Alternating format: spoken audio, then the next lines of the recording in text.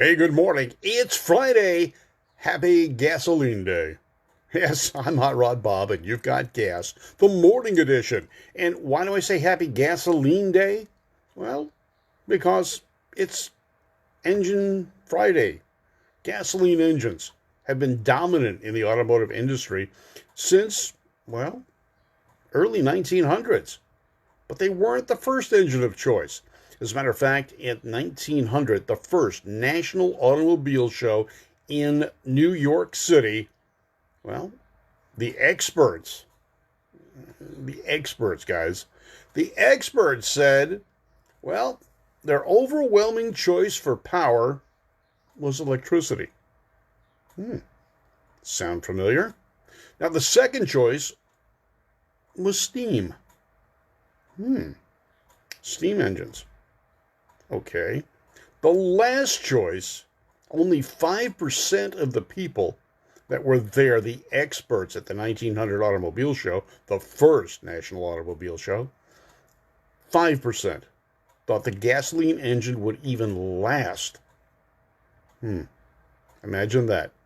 Now, they cited the fact that the gasoline engines were noxious. They were noisy. They were unreliable. Hi, Bobby Z. How are you doing? And Jim Dillo. They were awkward. They called them elefante. Very formalized wording, but basically they thought they were awkward. They vibrated. Well, yeah, they did. They would vibrate the bolts loose on a car, or they actually said they would vibrate your dentures loose. Dentures. Okay. Hey, hi there from Ottawa, Minnesota. Yes, we're having a great day here. So the automobile industry at the time did not think the gasoline engine would work, would be accepted. They were noisy. They were loud enough that they'd scare the horses. You got to remember, horses were still the main mode of transportation back then for local inner city travel. Of course, long distance, they had the trains with steam engines. Now, many people attending the show feared that these multi-fueled, because you got to remember, gasoline was not the main source of flammable liquid at the time. When the internal combustion engine first came out in actually the mid-1800s, they were powered by stove gas. I don't know what stove gas is, but they called it stove gas. Kerosene, naphtha, lamp oil, benzene. Seems to me we've used benzene for racing in the past. Mineral spirits, alcohol. Yeah, that's a fun fuel to use, and we still use it today in racing, of course.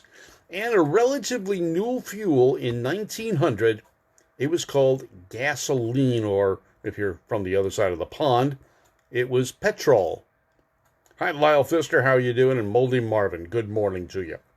All right, so they were afraid that because of the volatility of these internal combustion engine fuels, that they would explode, showering shrapnel everywhere and flames.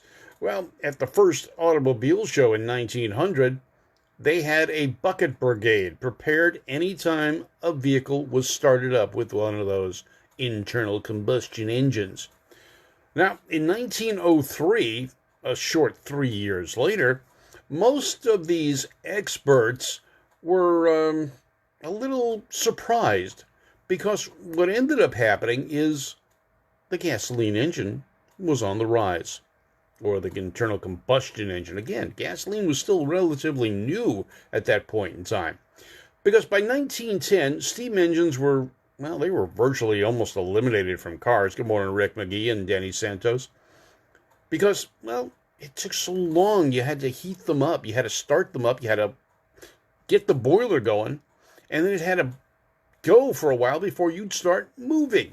So steam, just inconvenient. Now, electric, now they hung on for a while, but their range was short. And by 1915, electric cars are pretty much gone. Gasoline was a more refined petroleum product, Chucky. And that kept going. and they kept having to refine it, and I'll get into that in just a little bit. Well, 40 years before and 20 years after the turn of the century, those were considered the golden era of the automobile gasoline engine. Good morning, Neil Panks. How are you?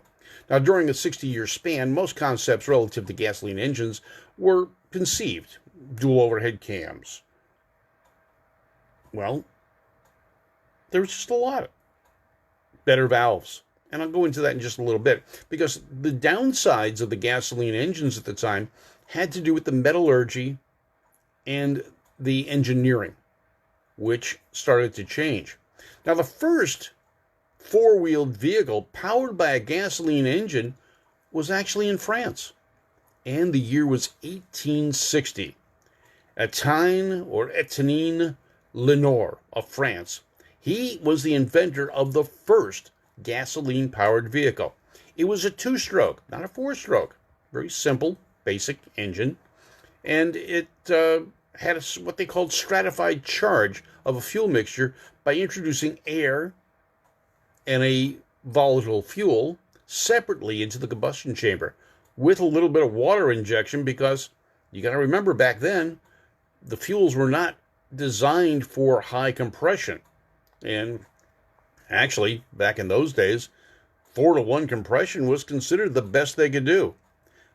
You know, Chuck, I don't know when diesel came in, but it was in the late 20s, early 30s, and I'll get it, we'll do a show on that too. Hi, Dennis Burnham. How are you doing?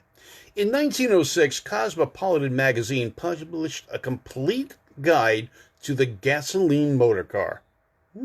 Complete guide. 1906. 13 models had one-cylinder engines. 54 had two-cylinder engines. 5 were equipped with three-cylinder engines, and there were 59 vehicles that had four-cylinder engines. Now, there were also some others. There was a V8 engine built in Redondo Beach, California. It was called the Coyote. I wonder if Ford engineers knew about that. It was used back in, 1906, and a V8 as well. It had 40 horsepower. Now, there were 6-cylinder engines and 5-cylinder and 5-passenger cars, and later vehicles were sold for about $2,500 with this motor, and was manufactured by a motor company out of Detroit called Ford. Yes, they had a big motor. They had a 6-cylinder engine in one of their first cars. Didn't sell very well. Two-stroke diesel. Yeah, there you go. Chucky Knoll talking about that. Now, one of the things that kept engine production down was their engineering ability at the time. They didn't understand things quite as well as they obviously became known, but they were learning. And as with any new technology, changes occur. We see it in electronics every day. How many phones are basically small handheld computers? To think about that a few years ago, you would have said, well, no. 15 years ago, a phone that you can do this on, that had better picture quality than a high-dollar camera? We never thought it would happen. And that's what the most people thought about the cars and the gasoline engines. Now, though a typical gas engine at the turn of the century was quite different from today's engines, most modern power plant technology has been tried by and since 1906. Now, the first one-piece cylinder block was new. Now, you got to remember, back in those days, and front engines were not the mainstay when cars first came out, because engines were small. They were compact. The single-cylinder engines, a lot of them were horizontal. They weren't vertical up and down. The two-cylinder engines were opposed two cylinders. Some of them were inline two cylinders. But in either case, they were small. They didn't have the transmissions like we do today. They were placed underneath the seat. And again, cars were not multi-family vehicles at the time, or big family vehicles. They only sat 2, maybe 3 people to start with, and they were basically converted horse and buggy. So the engine was underneath, and in most cases, chain drive back to a rear axle. So the engine was small, they were compact.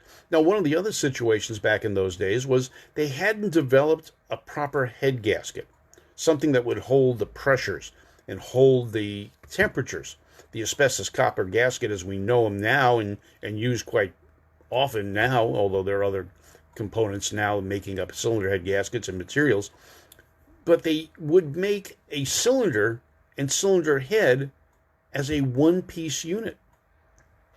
That eliminated the need for the gasket, and that actually was utilized for many, many years. The Offenhauser racing engines, cylinder and head, one piece, until later ones where they made it separate.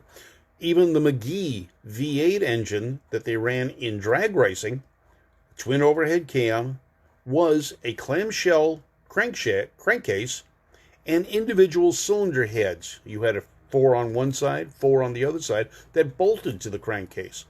They didn't have head gaskets. They could run high compression and not worry about a blown head gasket. Good morning, Scott Kehoe.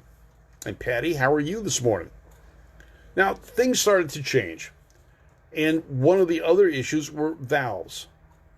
Valves were not made of the strength steel that we're used to, and they would wear out quite frequently. So in most cases, what you got a spare set of valves with your car. And when they wore out after 100 or so miles, you merely replaced the valves. That was normal maintenance for those cars back in the time. So it was kind of bothersome, and they finally started changing things, but that was the early days.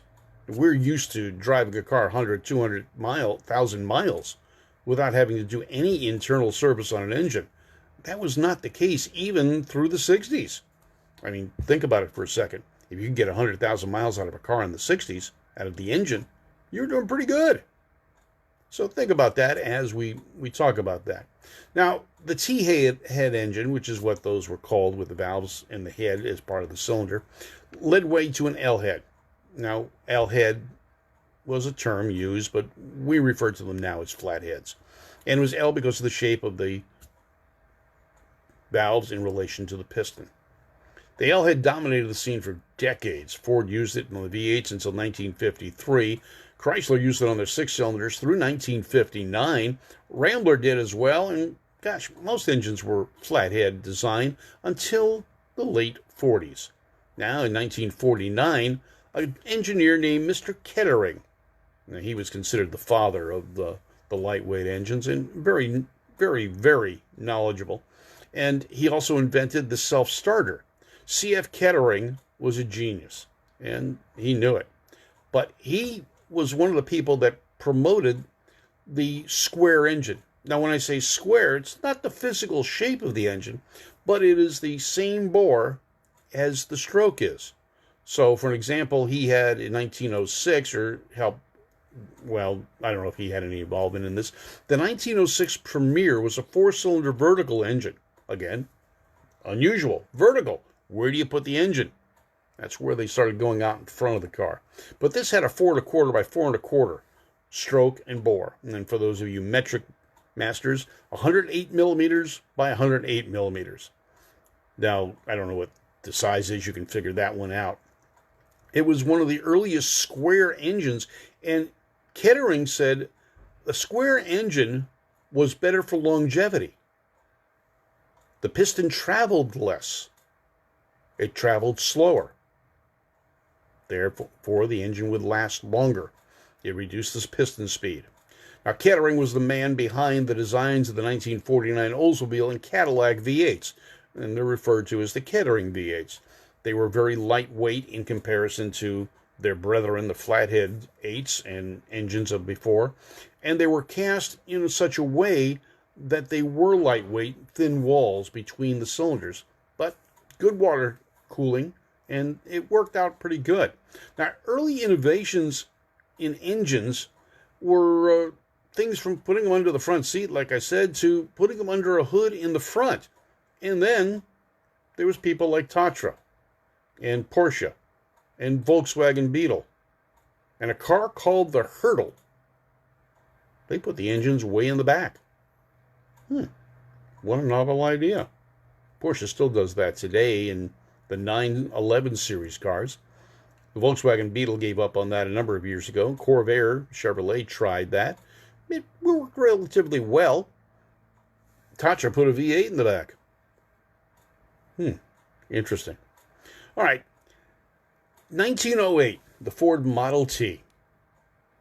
Very simple but effective engine. Now, a 4-cylinder, 20 horsepower. It was the first mass-produced, inexpensive power plant that was a block with individual cylinder head. Ford and his engineers, they were the ones that perfected the copper asbestos head gasket, and it was one of the keys to development, making these type of engines more prevalent. So 1908, first time they started making these separate cylinder head and engine blocks that were reliable, that wouldn't blow a head gasket off very easily. Well, a lot of people tried them. Now, engineers knew for a long time they could theoretically design more efficient engines by increasing the compression ratio. The problem is the fuel wasn't there, and engines would knock. They would make a lot of noise, and you'd end up having, well, think about it. In racing, what happens when you have too much engine knock? You're going to put a hole in a piston. You're going to burn it up. So the fuels had to change, and by the 1920s, compression ratios started going up, but they were really only about 4.3 to 1 or so. So that was because of the fuel, not the engine designs, but the fuel. However, the hemispherical head did alleviate some of that problems. And I know you're going to say, well, Chrysler came out with a Hemi. No, it dates back even to the early 1900s. And Chrysler was not the first one to come up with a Hemi head. However, they did register the name and trademark the name Hemi. But guys, all twin cams were basically Hemi heads, and they date back to the early 1900s. Now, the man who had the most to do with the start of the automotive metallurgical industry in the United States was a guy named Elwood Hayes. Now, hi Bruce, how you doing this morning? Along with his accomplishments, would develop cobalt, chromium, and tungsten steel alloys. He even discovered stainless steel, and he started introducing aluminum into engine components, such as pistons, instead of cast pistons, iron ones. In 1893, Hayes invented and built the first rotary gas engine. A lot of people think it was Wankel. No, he didn't do it until 1955. Now, Hayes invented the engine and built the rotary engine. It didn't catch on. It was a little rough and it didn't work quite well, but Wankel did fix a lot of those issues. Mazda went a little bit further and fixed even more of them. The problem with the Wankel engine was the longevity, and the apex seals at the corners of that rotor tend to wear rapidly, and that was the downfall of the rotary engine, along with its poor fuel economy and high emissions. It's a tough engine to get to pass, and they basically were two-strokes. Now, in 1912, an ad for a Type 35 Mercer sported an inline 6-cylinder engine, and it made mention of a large and perfectly balanced crankshaft. What a novel idea. Well, a lot of companies were coming out with big engines. Cadillac, Packard, and more had 12 and 16-cylinder engines. Well, what Packard did is they put a additional flywheel, I guess you could say, on the front of the crankshaft. And it was set up in such a way that it slipped as necessary and would help smooth torsional vibration. Now we call those vibration dampeners. Cadillac refined crankshaft balancing even further. And in 1923, on their V8 engine, they arranged 4 crank pins in 2 planes to balance out the crankshaft, starting there with the reciprocating pieces, the crank, the rods, and the pistons.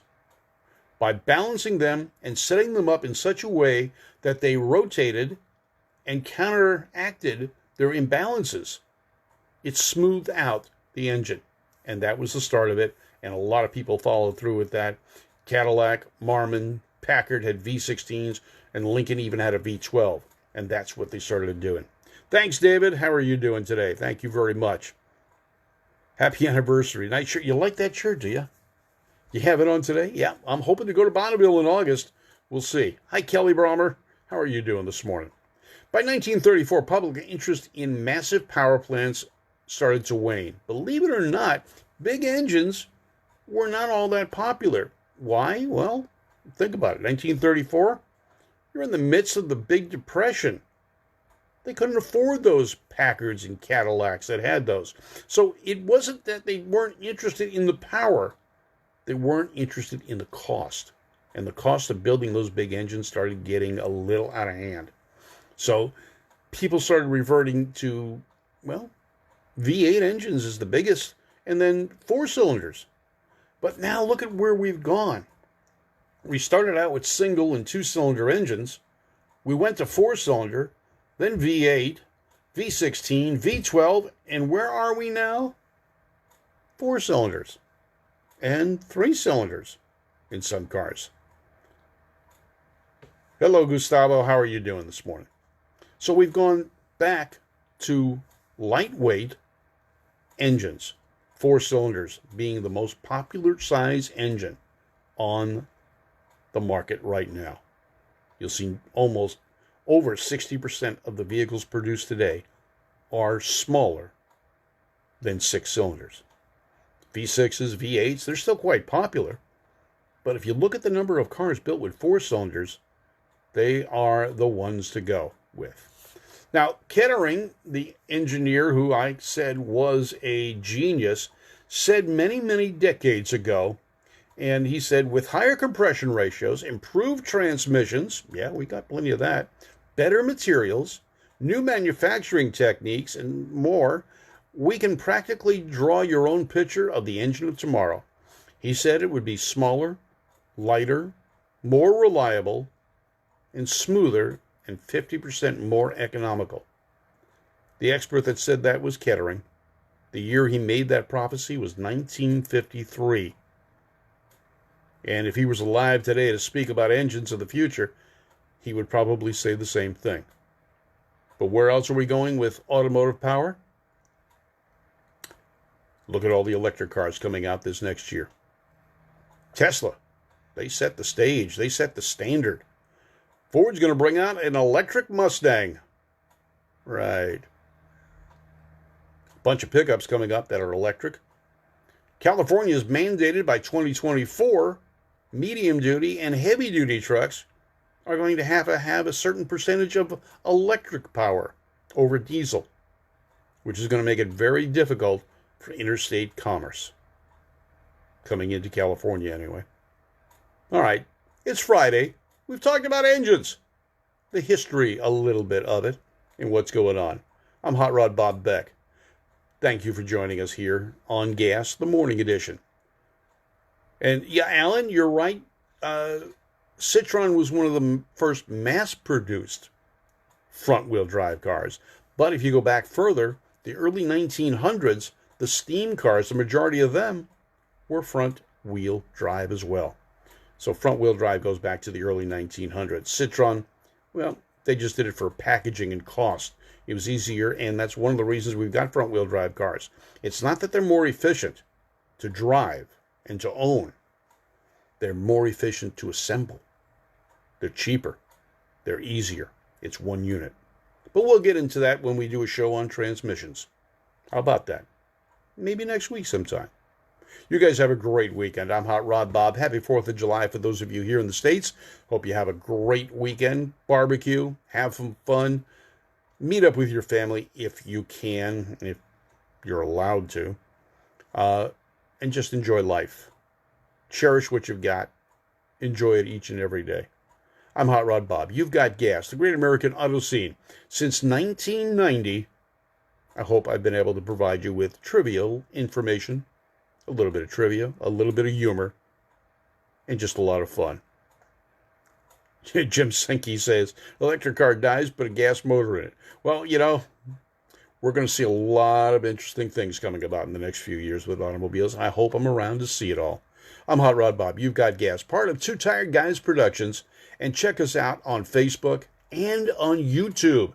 Two Tired Guys Productions. We got a YouTube channel now, and we're posting our latest and greatest, and even some of our classic shows. You can see past GAAS and classic talking about cars on our YouTube channel.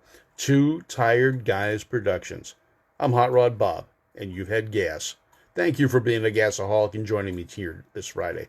Have a great day, and have a great weekend. I'll see you Monday. Take care now, folks. Bye, Don Gady. Thanks for tuning in.